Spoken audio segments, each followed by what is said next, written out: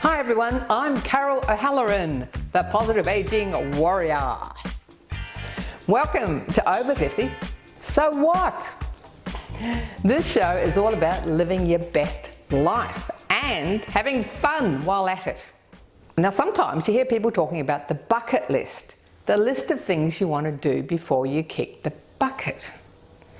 Well, recently I came across a much better way to describe this.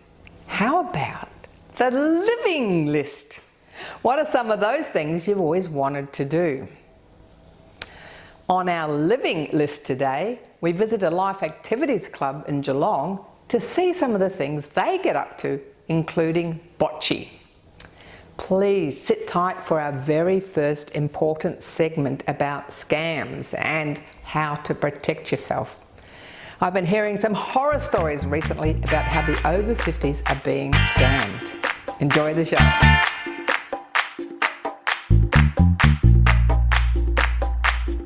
We know about romance and dating scams. We've discussed it previously on the show, but one of the most dangerous is where scammers get access to your personal information and they encourage you to transfer money.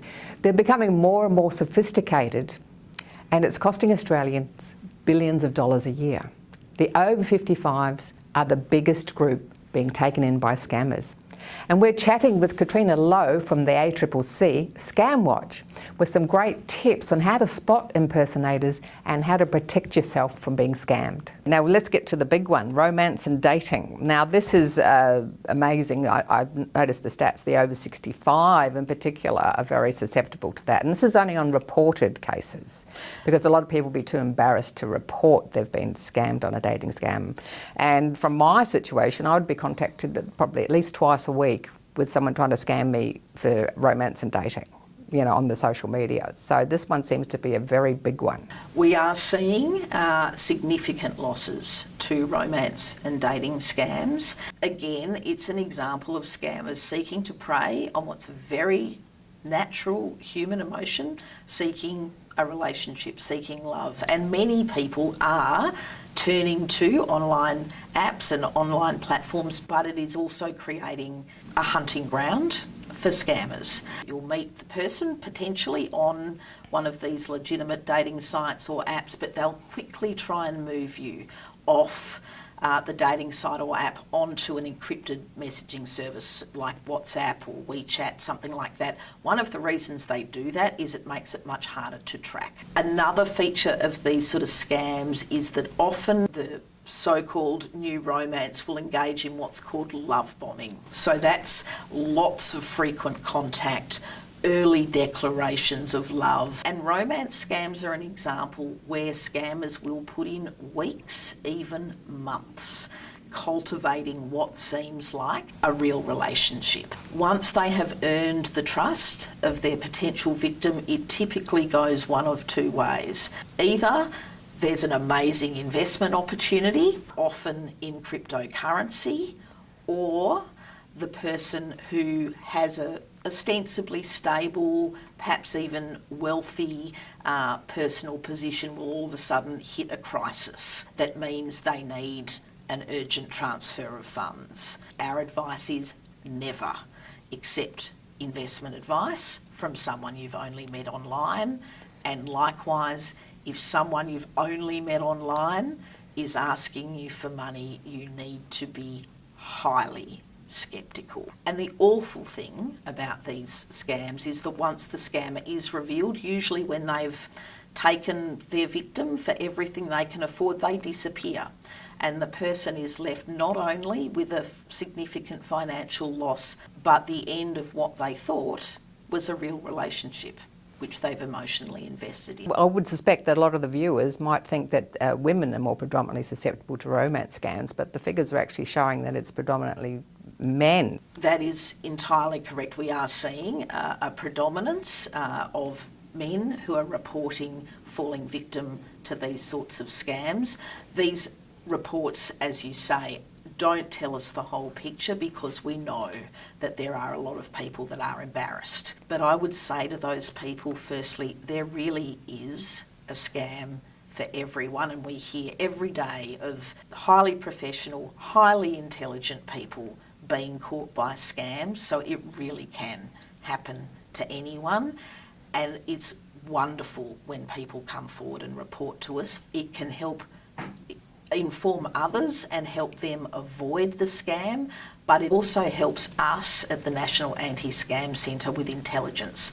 And what that's enabling us to do is to disrupt some of the scams. What we've seen as a consequence of that is in 2023, for the first time, we saw a drop in the amount of reported losses in relation to investment scams. But importantly for over 55s, they are bucking that trend. So even though overall for investment scams we saw a decline, we saw an increase still in losses for investment scams for over 55s. So what do you do if you think you're being scammed? We ask people to remember 3 key words: stop, think, protect. So stop.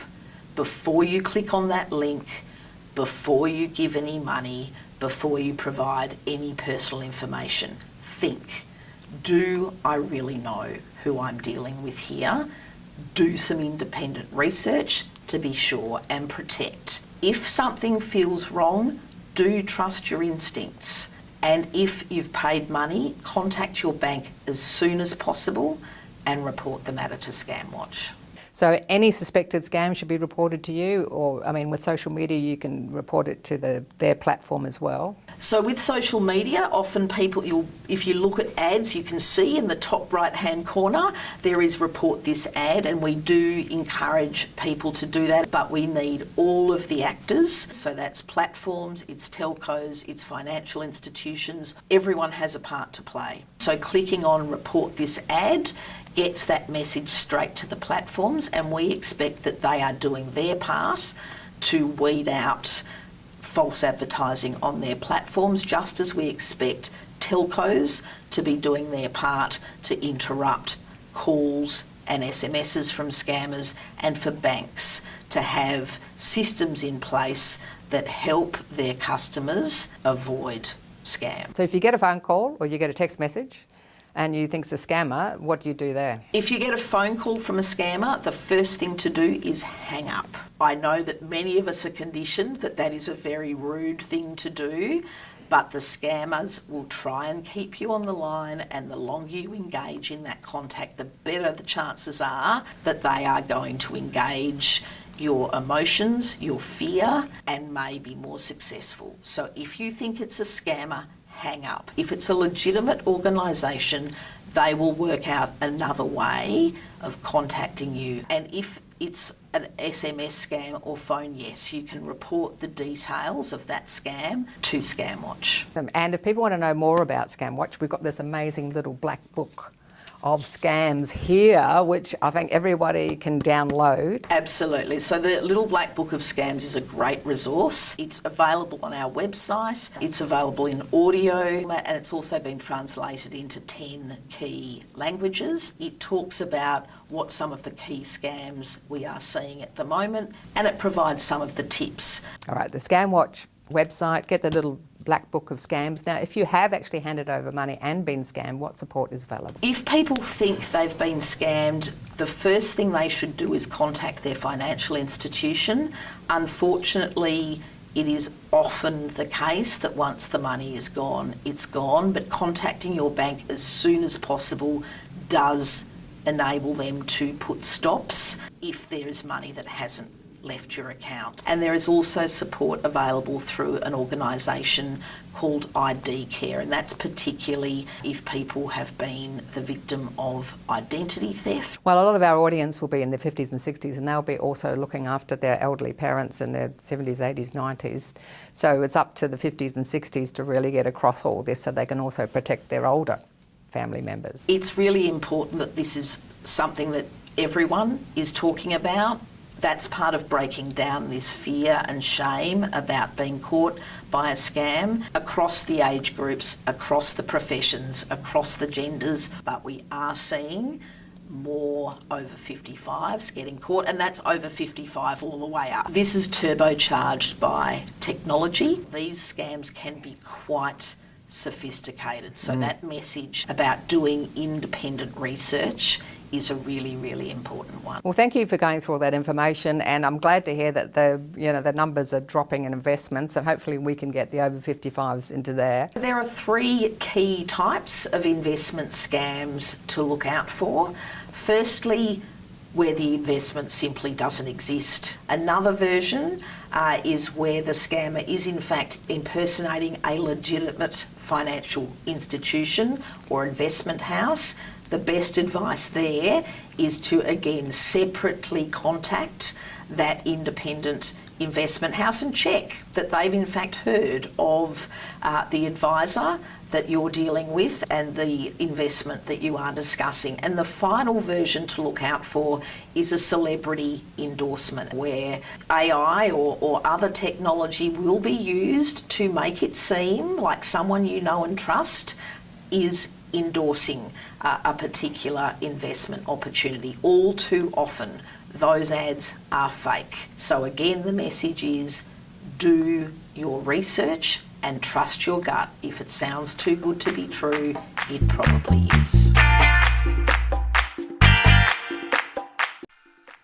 Thanks for watching our TV show. Be sure to hit subscribe and then you'll never miss an episode. Jump on Facebook, join our group, get in on the fun, fitness, wellness and inspiration. I'm Carol, over 50, so what?